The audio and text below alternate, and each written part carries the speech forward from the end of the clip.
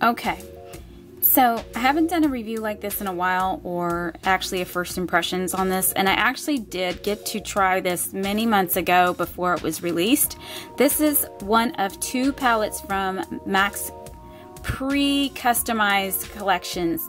There's 15 colors in each one. This is the warm neutral palette. I did not get the cool palette. I may later. It does have more typical cool tones like plums, dark blues, purples, etc. But I particularly like this one more just because it has the typical golds, the nice mattes, a few pinks, deep browns, olives, and a nice plum as well. I think that this is the palette that's going to be best out of the 2 just because it works well on everybody. And I appreciate the fact that it's customized and they're at such a discounted price. So to start out with that, the biggest benefit of this palette, if you all have ever built an entire palette at MAC before, you know that it costs $162 to build an entire customized palette with 15 shades in it. This palette will run, as will the cool tone palette will run for $100. That's pre-tax. So whatever the tax is in your area, add that on. Our tax here makes it $108. So no, you cannot apply your pro discount to it, but this is such a discounted palette, you almost can't beat the price. So moving forward, let me go ahead and show you why I decided to go ahead and pick this palette up despite the loss of the pro discount on it. And I'm also going to explain what the shadows are in each one, and then I'll do a small quick kind of swatch review on my arm, the best that I can, to show you guys why I like this so much.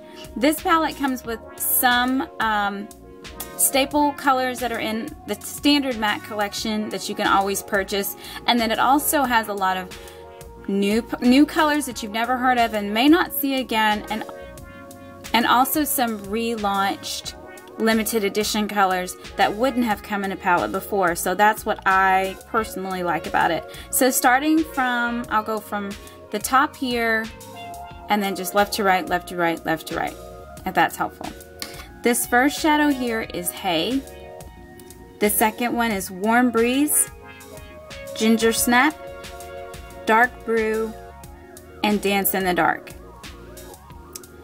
On the second row, you've got Brulee, a staple, Vanilla Extract, Honey Lust, another staple, Amber Lights, a staple, and Saddle, a staple.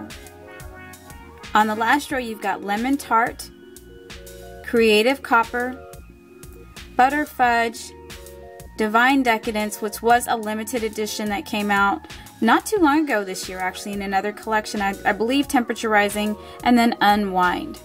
I love these. This is very close to a nice olive color as well, and you'll see as I swatch them, I think that you'll find them that they'll complement anyone's kit and any skin tone. That's why I prefer this one over the other. Again, I may still purchase it later, but for right now, this one's enough. Now we're gonna go ahead and move on to me just showing you some basic swatches on my arm. I'm gonna make sure I prime my arm first so that you can see the colors. Okay. So for this first top row of colors, I have done, and forgive if my arm looks a little pale, I did go ahead and put a primer on it just to show you how the colors would come off, because authentically we're going to use a primer anyway. I, in this case, use Urban Decay Primer Potion. So from left to right, we have Hay, which is a nice frosty champagne color for the lid typically. The second one is Warm Breeze. It's a nice muted matte. It looks like it's got some shimmer, but it comes off very matte on me. It's almost a peachy pale pink tone.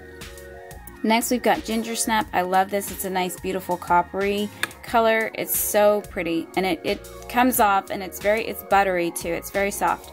The next one is Dark Brew. I love this. It's a nice mahogany deep brown. And the last one is Dance in the Dark. It's a very dark brown, almost plummy color. And this is going to be great for your crease color, smoky eyes, etc. For the second row, we have Brulee, a standard matte finish, a vanilla finish. It works on all skin types. You really can't see it too well on here on me. I apologize. Typically on the lid, though, it does show up a lot stronger and over a paint pot. Again, I did use Urban Decay's primer potion, and for some reason I'm not too pleased with the way that this is showing up on this particular primer, which is odd, but it's just not showing up as well as I would like it to. Nonetheless, moving on. This is vanilla extract. It's a very pretty goldy finish. It says vanilla, but it comes off more gold on my skin, so that kind of gives you an idea how it may change on brown skin or over a particular primer. I believe if I use this over a paint pot, it would probably come off more of a very, very fair shaded gold shimmer tone. The next one is Honey Lust. We're all familiar with Honey Lust. Typically in store in a pan when I've bought this or someone's purchased this separately. I find this to have larger glitter particles than it does in this particular palette. So I'm impressed with it in this palette because it's a little buttery. It didn't have a lot of fallout. It has a nicer finish to me in this particular setting.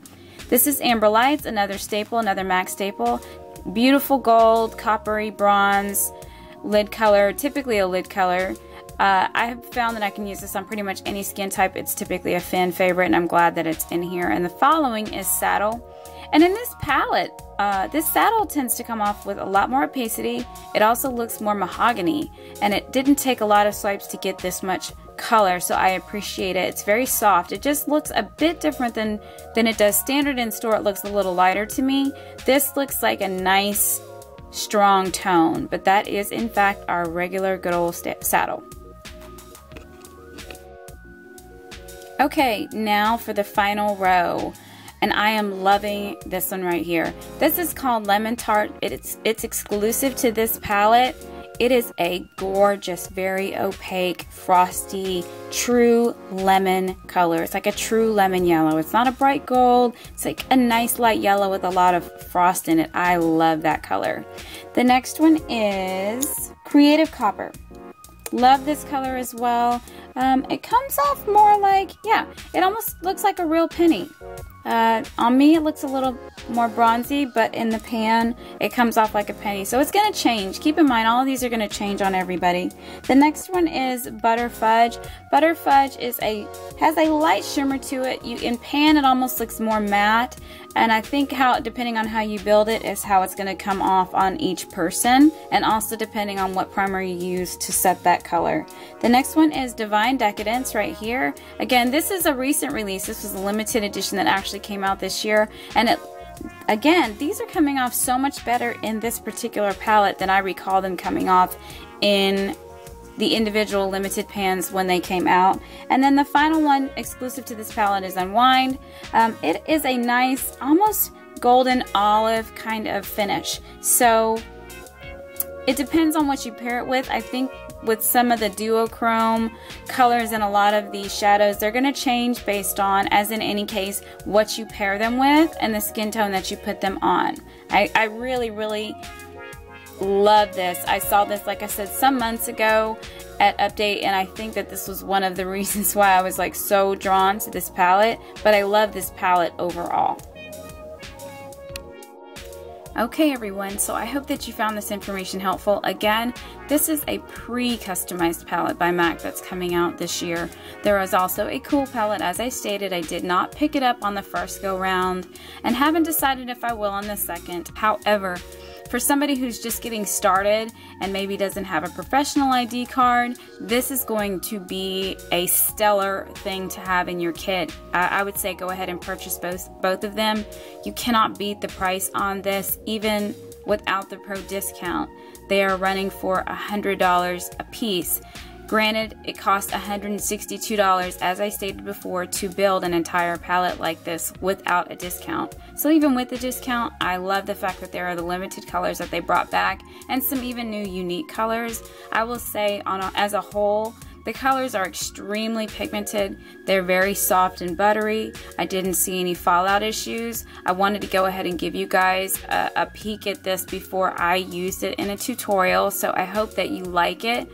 If you do have an opportunity to get it in your area, I would say go ahead and pick it up. I'm not sure if it's going to be exclusive at all partner locations, but I know that they will have it at all stores. So if you have a location near you. I also don't even know if you'll be able to purchase this online at this point because of the huge discount, and I can't say that there will be a large amount of these available when they do relaunch. So keep an eye out on that. with your store. Check in the next week or so, probably in the second week of January, the second Thursday in January. This should launch in your location near you. So go ahead and get it if you want to have a nice neutral palette that I think works for everybody's kit. The colors are coming off a little bit different as I look through the camera than they actually come off. That's why I swatched them, and I hope that that helps as well. I hope that the pictures, the preview pictures help. And if you have any questions that I haven't answered in the video, please feel free to ask them below. It's definitely competitive considering all the neutral palettes that we saw come out in 2013. So I would say thumbs up on this one. Go ahead and give it a go. Totally worth the money. And I will see you guys in the next go round. Thanks so much for watching. Bye.